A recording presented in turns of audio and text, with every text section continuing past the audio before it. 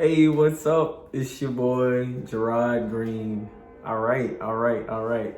I hope that everyone is doing well in the midst of this pan pizza we got going on. But in all seriousness, I hope that everyone is doing well, and I hope that your families are doing well. And my condolences to anyone and everyone who is dealing with the effects of this pandemic, be it the loss of a loved one, a job, whatever have you. We're all experiencing loss at some capacity, so you are in my thoughts and in my prayers, straight up. So it's New Year's Eve, right? And my energy is different this time around. And I've seen some comments on some of my videos. And again, shout out to the my my survivors, the people who've stayed subscribed to me through the years. If you hear that sniffing sound, that's my dog, Harvey. Can we wait just a second? This is Harvey.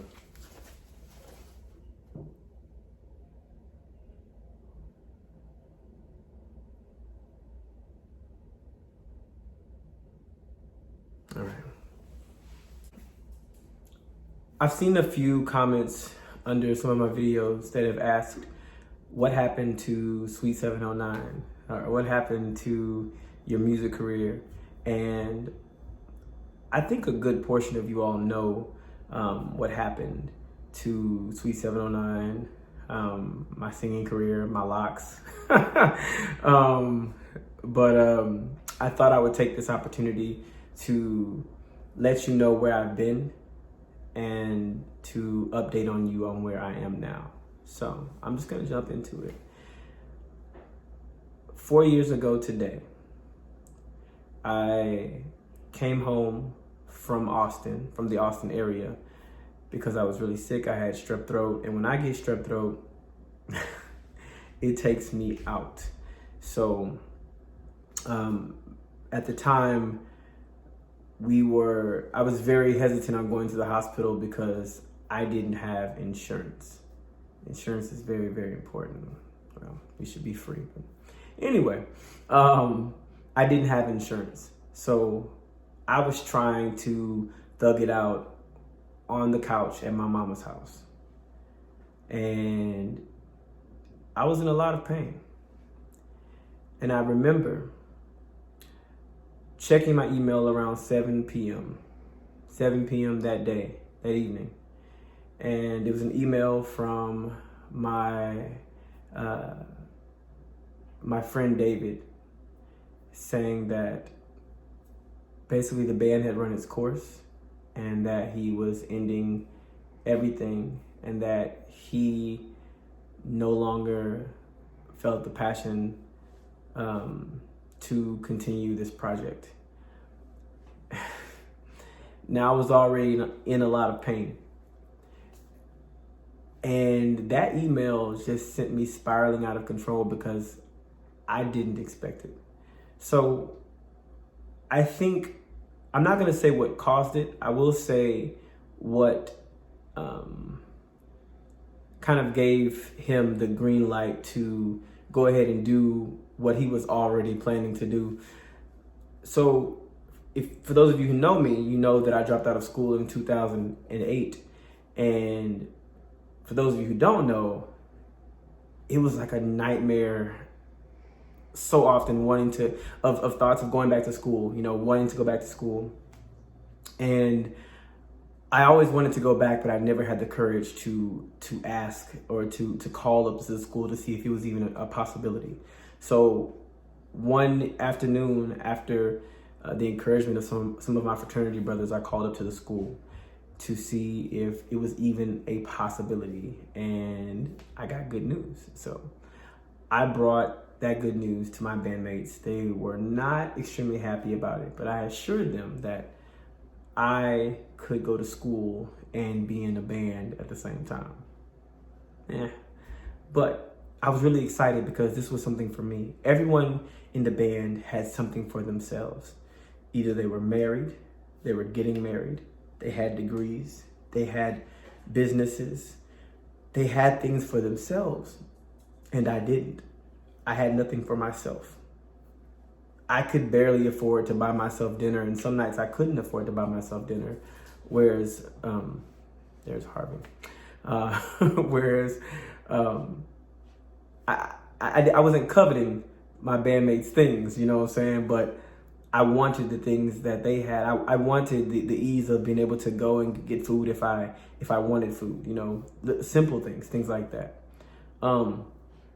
So when I got the email, I couldn't immediately call my bandmate and ask him why, because I felt like I had shards of glass in my throat and it hurt every single time I swallowed. So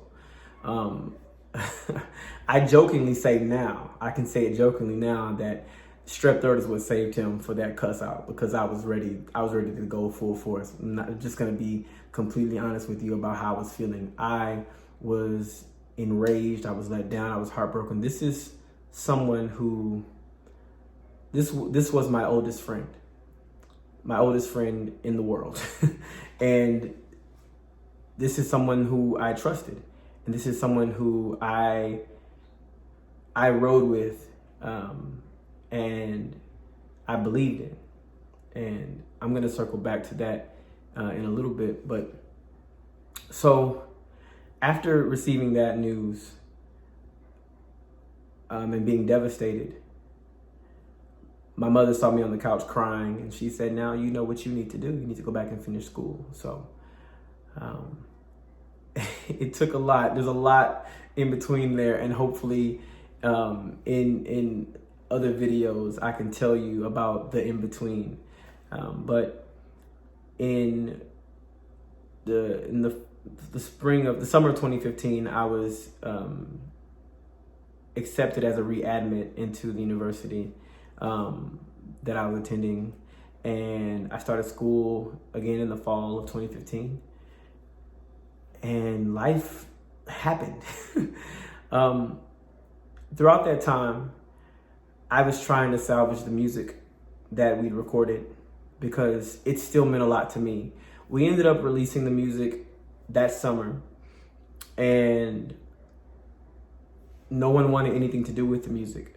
And as the vocalist and the person who wrote all of the lyrics to the songs that we performed, I still wanted to perform those songs. You know, we had instrumentals with backing vocals that I could perform at coffee shops. I wasn't really trying to gain anything from it, but just an opportunity to showcase what we'd worked so hard on that was now being thrown away because someone else had other passions they wanted to pursue.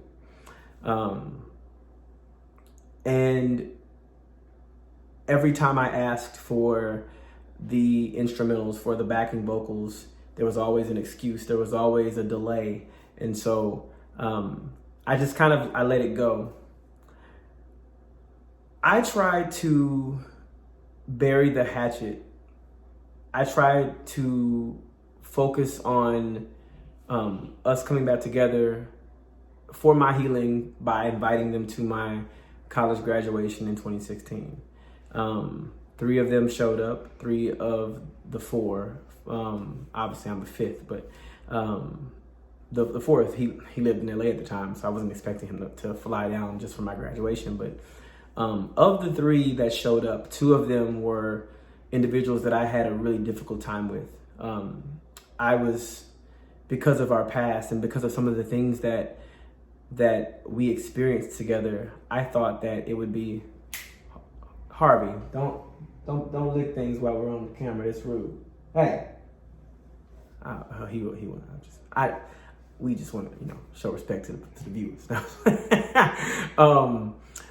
So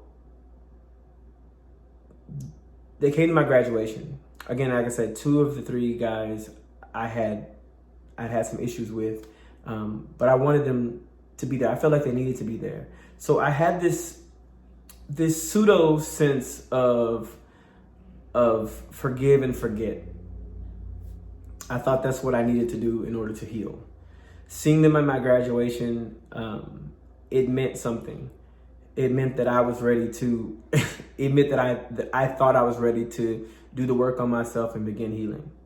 Well, that's not what happened. I saw healing from a very,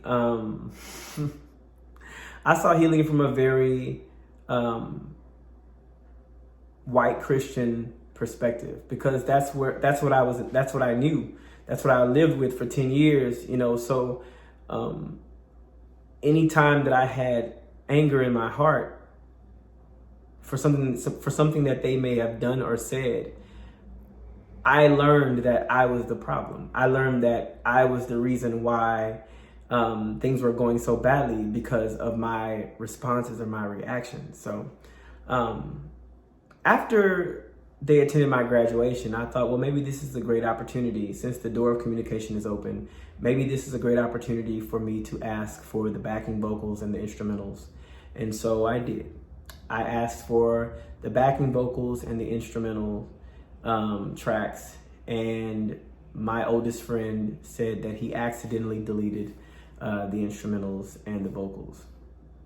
Now listen, I'm not gonna call him a liar, but someone who has been involved in the music industry for over a decade, is not going to accidentally delete music that they have worked on.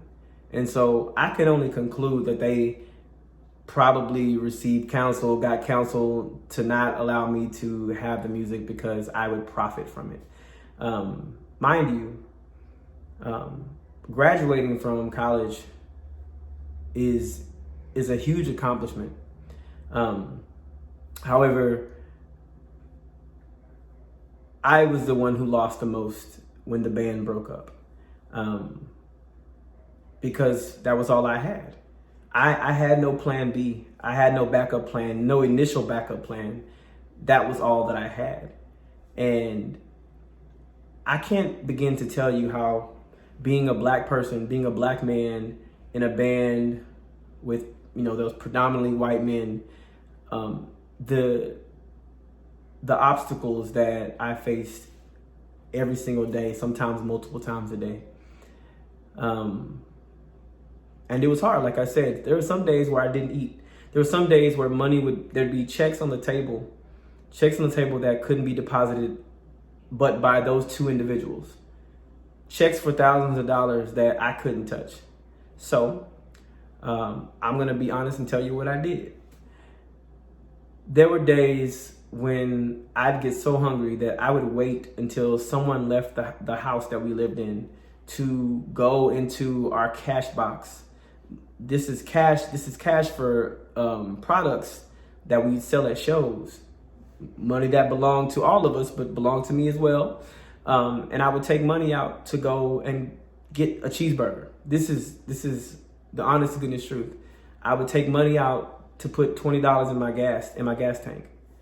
I would steal from myself just to survive. And that's the truth.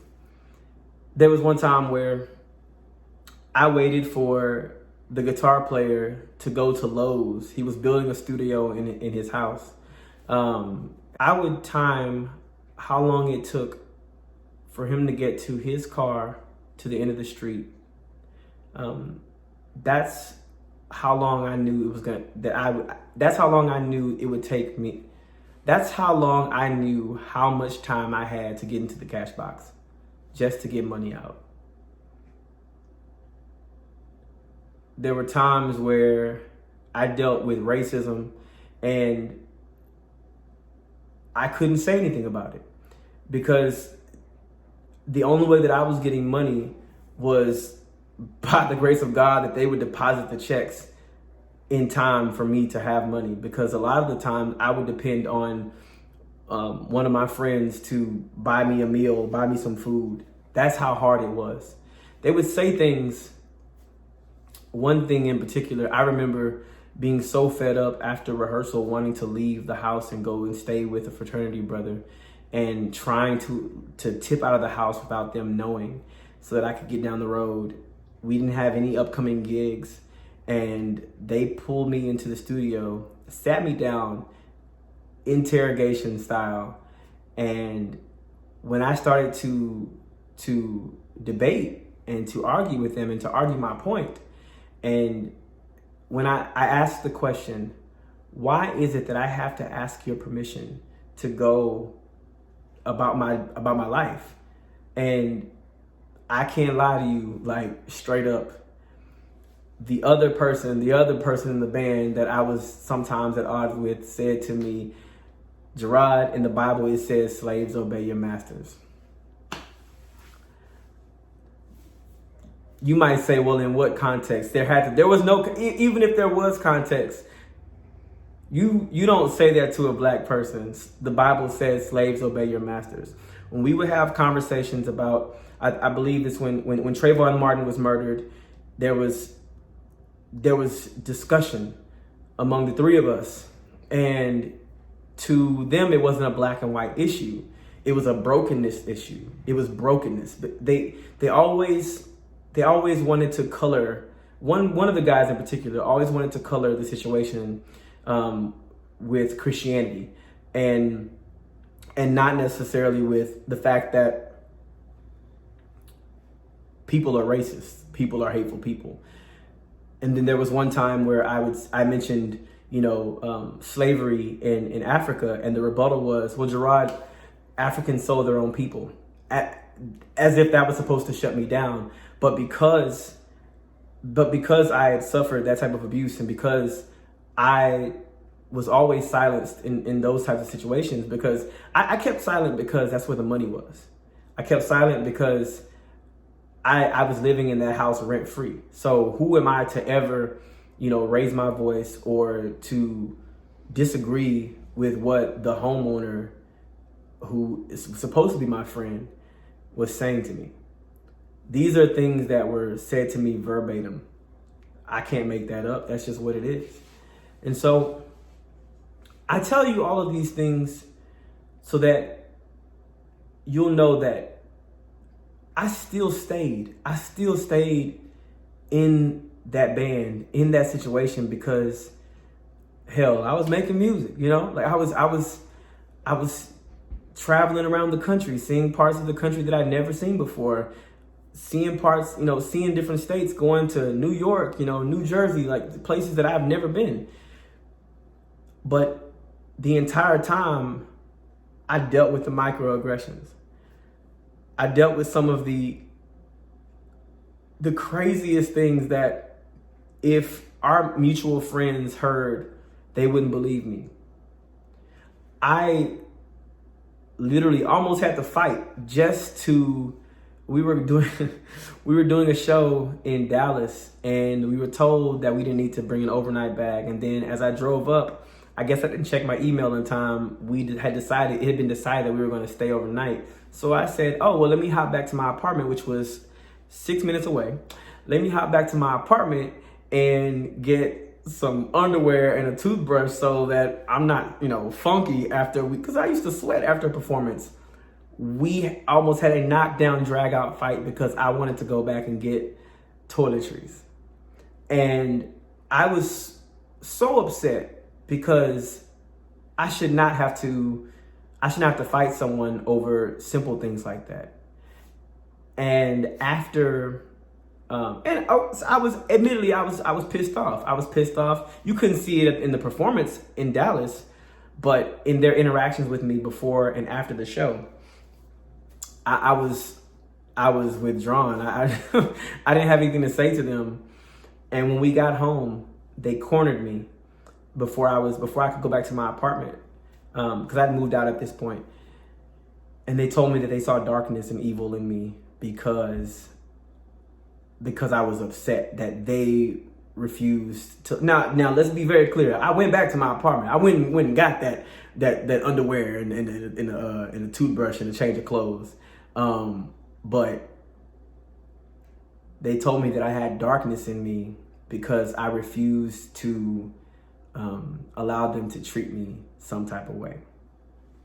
So I tell you these stories so that you'll know that I'm not going to diagnose myself with anything, but I stayed in that abusive relationship because I didn't know what else to do. I didn't know where else to no. I didn't know where else I could go, and so I'm not going to preach to you, but I also believe that even though I was devastated that the band broke up, there was a blessing in that breakup, because even though I couldn't find a way to get myself out of the situation, God knew how to get me out of the situation, and I had to get out. You know, I miss the music. I miss touring. I miss performing. I miss singing. I miss writing, recording. I miss all of those things so much. And a lot of times I think I did take some of those things for granted.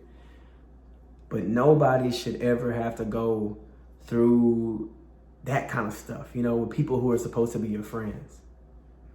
And this is not a dig, but I saw my former bandmate, you know, he's very much about, you know, Black Lives Matter, but there was a black life living under his roof for almost 10 years, and I can't imagine how I mattered, you know what I'm saying?